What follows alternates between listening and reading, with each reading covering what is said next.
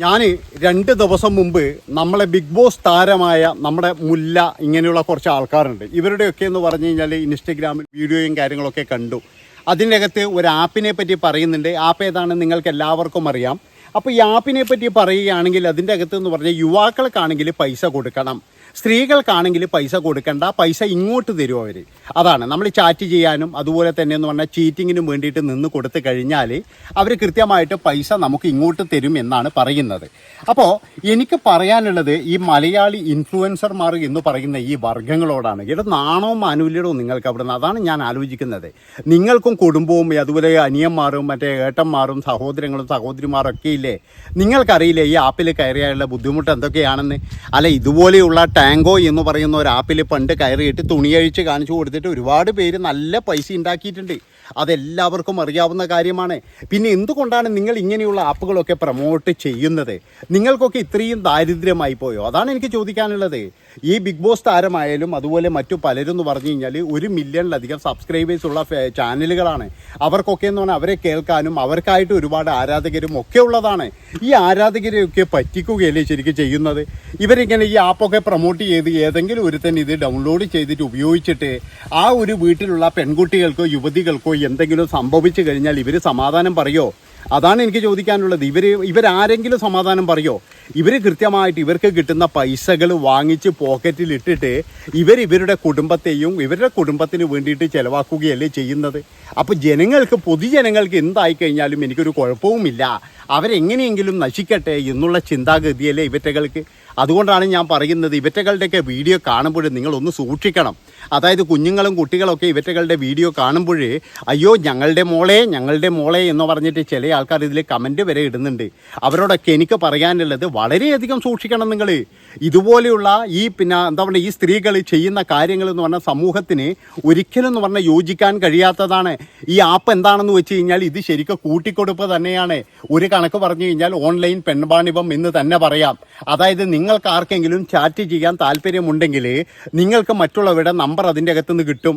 അതിൻ്റെ അകത്ത് നിങ്ങൾ നല്ല രീതിയിൽ ചാറ്റ് ചെയ്ത് കഴിഞ്ഞാൽ നിങ്ങൾക്ക് തുണി അഴിച്ചു കഴിഞ്ഞാൽ നല്ല രീതിയിൽ പൈസ ഉണ്ടാക്കാം എന്നാണ് ഇവർ പറയുന്നത്.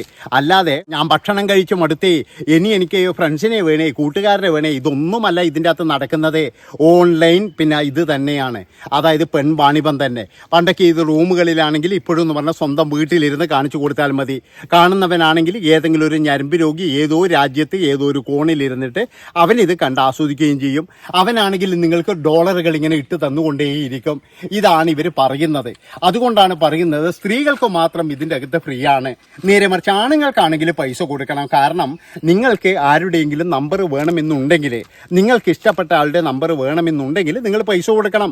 ഈ കല്യാണാലോചനയൊക്കെ പറയുന്നില്ലേ, അതായത് ഈ ചില മാരേജ് ബ്യൂറോ ഒക്കെ പറയുന്നത് എന്താണെന്ന് വെച്ച് കഴിഞ്ഞാൽ ഒരു പെണ്ണിൻ്റെ നമ്പർ വേണമെന്നുണ്ടെങ്കിൽ നമ്മൾ 1500 രൂപ വെച്ചിട്ട് അവർക്ക് കൊടുക്കണം. അതുപോലെ തന്നെയാണ് ഇതിനും നിങ്ങൾക്ക് എന്തെങ്കിലും ആവശ്യമുണ്ട്, നിങ്ങൾക്ക് ഇന്ന ആളുമായിട്ടൊന്ന് ചാറ്റ് ചെയ്യണം. അതായത് ഇതിൻ്റെ അകത്ത് കയറി കഴിഞ്ഞാൽ അതിൻ്റെ പ്രൊഫൈലും കാര്യങ്ങളൊക്കെ ഉണ്ടാകും. അപ്പോഴെന്ന് പറഞ്ഞ് ചിലപ്പോൾ ഏതെങ്കിലും ഒരു ഇംഗ്ലീഷുകാരനായിരിക്കും, എനിക്കൊരു മലയാളി പെൺകുട്ടിയോട് ചാറ്റ് ചെയ്യണം എന്ന് പറഞ്ഞിട്ട് അവൻ വരുന്നു. അവൻ പറഞ്ഞ് ഈ പെൺകുട്ടിയുടെ നമ്പർ കൊടുക്കുന്നു. പിന്നീട് എന്ന് പറഞ്ഞാൽ ചാറ്റിംഗ് ആരംഭിക്കുന്നു. ചാറ്റിംഗ് ആരംഭിച്ച ഘട്ടത്തിൽ ഇവൻ പറയുകയാണ് എനിക്കൊന്ന് കാണിച്ചു തരണം എന്ന് പറയുന്നു. അതിന് നിങ്ങൾക്ക് പറയാം എൻ്റെത് കാണണമെങ്കിൽ എനിക്ക് $100 വേണം, ഇല്ലെങ്കിൽ എന്ന് പറഞ്ഞു കഴിഞ്ഞാൽ എൻ്റെ സ്വർണം കൊണ്ടുള്ളതാണ്, അതുകൊണ്ട് എന്ന് പറഞ്ഞ് $200 വേണം എന്നൊക്കെ നിങ്ങൾക്ക് പറയാം. അങ്ങനെ പറഞ്ഞു കഴിഞ്ഞാൽ നിങ്ങൾക്ക് പൈസ കിട്ടും. ഇതാണ് നമ്മുടെ ഇവിടെയുള്ള ഇൻഫ്ലുവൻസർമാർ എന്ന് പറയുന്ന ചേച്ചിമാർ ഇവിടെ വന്ന് നമുക്ക് പറഞ്ഞു തരുന്നത്. പച്ചയ്ക്ക പറഞ്ഞു കഴിഞ്ഞാൽ വ്യഭിചാരം തന്നെ, അല്ലാതെ വേറെ ഒന്നുമല്ല ഇതിൻ്റെ അകത്ത്. ഈ വ്യഭിചാരത്തിന് കൂട്ടു നിൽക്കുന്ന ഇവരൊക്കെ എന്ന് പറഞ്ഞു കഴിഞ്ഞാൽ തറവാടികളാണ് ഇവരൊക്കെ. അതാണ് പറയുന്നത്, ഇവരൊക്കെ ഭയങ്കര തറവാടികളാണ്. ഈ പണ്ടൊരു ചൊല്ലുണ്ട്, ഈ നാണം കെട്ട് പൈസ ഉണ്ടാക്കി കഴിഞ്ഞാൽ നാണക്കേട് ആ പൈസ മാറ്റിയിടുന്നു. അത് തന്നെയാണ് ഇവിടെ നടക്കുന്നത് ഇപ്പോഴേ. എന്താണെന്ന് വെച്ചാൽ ഇങ്ങനെയുള്ള ഈ ആപ്പുകളിലൊക്കെ വീണ് ജീവിതം ഹോമിക്കപ്പെട്ട ഒരുപാട് പേര് നമ്മുടെ ഇടയിലുണ്ട്. ഈ നമ്മൾ കാണുന്നത് 3-4 ആൾക്കാരെയാണ് വിജയിച്ചവരായിട്ട് കാണുന്നത്.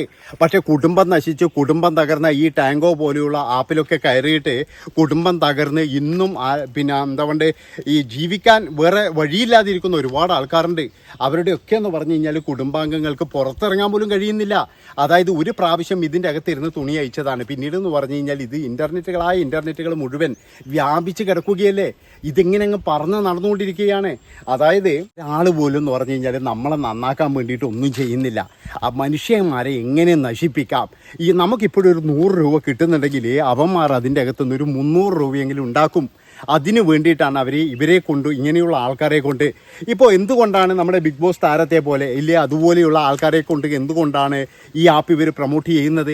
ഇവരുടെ അടുത്ത് ഒരുപാട് സ്ത്രീകളായിട്ടുള്ള ആരാധകരുണ്ട്. അതായത് ഇവരെ ഇഷ്ടപ്പെടുന്ന ഒരുപാട് സ്ത്രീകളുണ്ട്. അപ്പോൾ അതുകൊണ്ട് തന്നെ എന്ന് പറഞ്ഞാൽ ഇവർ പറഞ്ഞാൽ കേൾക്കും എന്നുള്ള ഒരു വിശ്വാസം എന്താണെന്ന് വെച്ചാൽ, ഈ മുല്ല തന്നെ എന്ന് പറഞ്ഞാൽ പണ്ട് ഒരു ക്രീം വെളുത്തിട്ട് പറക്കട്ടെ എന്ന് പറഞ്ഞിട്ട് ഒരു ക്രീം ഇങ്ങനെ പരസ്യം ചെയ്തിരുന്നു. ആ ക്രീം അവസാനം എന്ന് പറഞ്ഞു കഴിഞ്ഞാൽ തേച്ചവരൊക്കെ എന്ന് പറഞ്ഞു കഴിഞ്ഞാൽ കിഡ്നി അടിച്ചു പോയിട്ട് പിന്നീട് ആശുപത്രിയിലായിരുന്നു. ഇപ്പോഴും ഇതിൻ്റെ എഫക്റ്റ് കൊണ്ട് കിഡ്നി പോയ ധാരാളം പേരുണ്ട്. പക്ഷെ അവരൊന്നും മിണ്ടുന്നില്ല, അവർക്കൊന്നും മിണ്ടാൻ കഴിയില്ല. അതാണ് പറയുന്നത്. ഇവരുടെയൊക്കെ വാക്ക് കേട്ടിട്ട് നിങ്ങൾ ചാടുന്നതിൻ്റെ ഇടയ്ക്ക് എന്ന് പറഞ്ഞാൽ 2 പ്രാവശ്യമെങ്കിലും ഒന്ന് ആലോചിക്കണം. അതായത് കുറേ നാൾ മുമ്പ് ഈ ബെറ്റിംഗ് ആപ്പ് എന്ന് പറഞ്ഞിട്ട് ഓൺലൈൻ റമ്മികളി ഇങ്ങനെയുള്ള പരിപാടികളൊക്കെ ഉണ്ടായിരുന്നു. അപ്പോൾ വടകരയുള്ള ഒരു കൊച്ച്, നമുക്ക് എല്ലാവർക്കും അറിയാം, 50 പവൻ്റെ സ്വർണം പോയി. അതുപോലെ തന്നെ വീടിൻ്റെ ആധാരം വരെ പണയം വെച്ചിട്ട് ആ പെൺകുട്ടി ലോൺ എടുത്തിട്ടുണ്ട്. അങ്ങനെ അവസാനം എല്ലാം കഴിഞ്ഞതിന് ശേഷം എന്ന് പറഞ്ഞാൽ ഈ പെൺകുട്ടി ജീവൻ ഒടുക്കുകയാണ് ചെയ്തത്.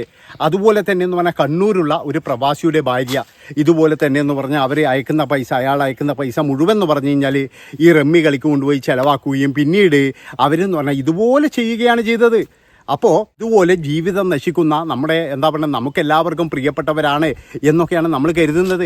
ഇപ്പോൾ ഈ മുല്ല തന്നെ എന്ന് പറഞ്ഞാൽ നമ്മൾ വീഡിയോ എടുത്ത് കമൻറ്റൊക്കെ എഴുതുമ്പോൾ നല്ല വീഡിയോ ആണ് സുന്ദരി എന്നെല്ലാം പറഞ്ഞിട്ട് നമ്മൾ ഈ കമൻറ്റൊക്കെ എഴുതുമ്പോൾ അവരെന്ത് ചെയ്യുന്നത്, നമ്മളെ എന്നാൽ പിന്നെ ഇവൾക്കിട്ടൊരു പണി കാണിച്ചു കൊടുക്കാം എന്നാണ് അവരൊക്കെ കരുതുന്നത്. അല്ലാതെ നമ്മൾ വിചാരിക്കുന്നവരുടെ ഇൻഫ്ലുവൻസർമാർ എന്ന് പറഞ്ഞു കഴിഞ്ഞാൽ നമ്മളെ നന്നാക്കാൻ വേണ്ടിയിട്ടല്ല. എന്നാൽ നല്ലത് ചെയ്യുന്ന ആൾക്കാരുണ്ട് കേട്ടോ. ഇമാതിരി പണിക്കൊന്നും പോകാതെ നല്ല കാര്യങ്ങൾ താൻ ഉപയോഗിച്ചിട്ട് മാത്രമേ ഇത് പൊൻലോകത്ത് കൊടുക്കുകയുള്ളൂ, ഇതിൻ്റെ റിസൾട്ട് ഞാൻ അറിഞ്ഞിട്ട് മാത്രമേ ചെയ്യുകയുള്ളൂ എന്ന് പറഞ്ഞ് ചെയ്യുന്ന ഒരുപാട് ഇൻഫ്ലുവൻസർ നമുക്കുണ്ട്.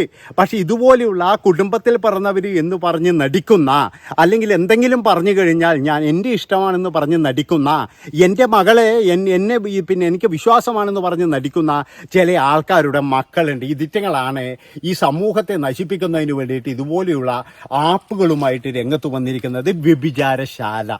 അതാണ് എനിക്ക് ഈ ഇൻഫ്ലുവൻസറോട് പറയാനുള്ളത്. നിങ്ങൾക്ക് ഇതിലും നല്ലത് വല്ല ബസ് സ്റ്റാൻഡിൻ്റെ അടുത്തോ ഇല്ലെങ്കിലെന്ന് പറഞ്ഞു കഴിഞ്ഞാൽ ഈ റെയിൽവേ ബ്രിഡ്ജിൻ്റെ അടുത്തോ പോയി നിൽക്കുന്നതാണ്. കാരണം നമ്മൾ സന്ധ്യ മയങ്ങിക്കഴിഞ്ഞാൽ ഏതെങ്കിലും ഒരു ബസ് സ്റ്റാൻഡിൻ്റെ അടുത്തായാലും അതുപോലെ തന്നെ എന്ന് പറഞ്ഞാൽ റെയിൽവേ സ്റ്റേഷൻ്റെ അടുത്തോ ബ്രിഡ്ജിൻ്റെ അടുക്കലെന്ന് പറഞ്ഞാൽ ഒരുപാട് സ്ത്രീകളെ കാണാം. ജീവിക്കാൻ വേണ്ടിയിട്ടാണ്, ഒരു ജാം വയറിന് വേണ്ടിയിട്ടാണ് അവരൊക്കെ നിൽക്കുന്നത്. അവർക്ക് പോലും നല്ല അന്തസ്സുണ്ട്. കാരണം എന്താ വെച്ചാൽ അവരാരെയും പറ്റിക്കുന്നില്ല. പക്ഷേ ഇവന്മാർക്ക് ആ ഒരു അന്തസ്സ് പോലും ഇവറ്റകൾക്കില്ല എന്നേ ഞാൻ പറയുള്ളൂ. കാരണം ഇവർ പച്ചക്കാണ് ശരിക്കും പറഞ്ഞു കഴിഞ്ഞാൽ ജനങ്ങളെ പറ്റിക്കുന്നത്. അതുകൊണ്ട് ഇവറ്റകളെ പോലെയുള്ളവരുടെ വീഡിയോ നിങ്ങൾ കാണുന്നുണ്ടെങ്കിൽ നിങ്ങൾ കൃത്യമായിട്ടും സൂക്ഷിക്കണം. കാരണം നിങ്ങളെ വീട്ടിലേക്കും നാളെ ഇവറ്റകൾ കടന്നു വരാം. അതാണ് എനിക്ക് പറയാനുള്ളത്. അപ്പോൾ ഇത്രയും പറഞ്ഞുകൊണ്ട് ഈ ഒരു വീഡിയോ ഇവിടെ വെച്ച് വൈൻഡപ്പ് ചെയ്യാൻ ഇഷ്ടപ്പെട്ട് കഴിഞ്ഞാൽ ഈ ചാനൽ സബ്സ്ക്രൈബ് ചെയ്യണമെന്ന് ഞാൻ പറയില്ല, പക്ഷേ ഈ വീഡിയോ നിങ്ങൾ ഷെയർ ചെയ്യണം. കാരണം എന്താ വെച്ചാൽ ഇത് നാലാൾ അറിയേണ്ട വീഡിയോ ആണ്.